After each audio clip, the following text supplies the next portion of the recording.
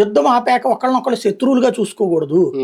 ఒకళ్ళకొకళ్ళకి కావాలంటే వైద్య సహాయం అందించుకోవాలి, కావాలంటే ఆహార సహాయం అందించుకోవాలి. మళ్ళీ సూర్యోదయం అయ్యాకనే దాడులు చేయాలని అనుకుంటారు. అంతే. అది ఏది భారత రామాయణ కాలం నాడే ఆ ధర్మాన్ని చెప్పబడింది. కాబట్టి మనం బాంబులేసేదేమో తీవ్రవాదుల మీదన, యుద్ధం చేసేదేమో పాకిస్తాన్తో, పాకిస్తాన్ ప్రజలు గాని ఆఫ్ఘనిస్తాన్ ప్రజలతో గాని ఆహార దౌత్యం పాటిస్తాం. అలాగనే వాళ్ళ బుద్ధి ఏం మారదు, నో డౌట్. అందులో పర్యాటకులకు ఇప్పుడు ప్రత్యేక భద్రత కల్పించాల్సిన బాధ్యత ఏమన్నా వచ్చిందా మన ప్రభుత్వం? నా దృష్టిలో ప్రత్యేక భద్రత కల్పించడం కాదు కానీ ఒక మౌత్ పబ్లిసిటీ, ఒక అడ్వర్టైజ్మెంట్ పబ్లిసిటీ భారీగా చేయాలి. కాశ్మీర్లో ఇప్పుడు ప్రజల ప్రభుత్వం ఎన్నికై ఉంది.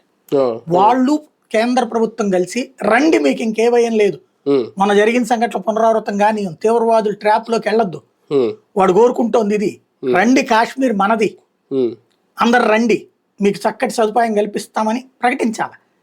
విపరీతంగా జనాలు వెళ్ళాలా, దేశవ్యాప్తంగా ఈ టైంలో రెండర నా కొడుకలారు ఏం చేస్తారు చూద్దాం అనేటటువంటి తరహాలు జనాలందరూ ఎక్కువ మంది వెళ్ళాలి. మనం ఏంటంటే ఇప్పుడు ప్యానిక్ అయిపోయేసి అక్కడ ఉన్నటువంటి వాళ్ళందరూ వెనక్కి వచ్చేవాడు, ఇప్పుడు వెళ్ళాలి మనం. అంటే భయం అనేది ఉంటది కదా, భయ ఎంతమంది చెప్తారు. ఇప్పుడు వాడు చేసింది అక్కడ పేలగావ్ దగ్గర, అక్కడ ఉన్నటువంటిది ఎన్ని లక్షల మంది ఉన్నారు టూరిస్టులు, అన్ని లక్షల మందిలో ఈ 25 మందిని బేస్ చేసుకుని మొత్తం ప్యానిక్ అయితే వాడికి అదే కదా కోరేది.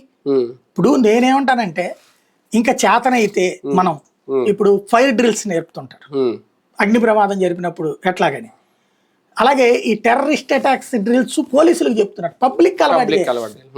పబ్లిక్ అలవాటు చేసి ఇట్లాంటి జరిగినప్పుడు, ఇప్పుడు నిన్ననే ఉంది, అంతమంది పారిపోయాము మేము, చేతులతో జోడించాము, ప్రాధేయపడ్డాము, ఈ చెప్తుంటే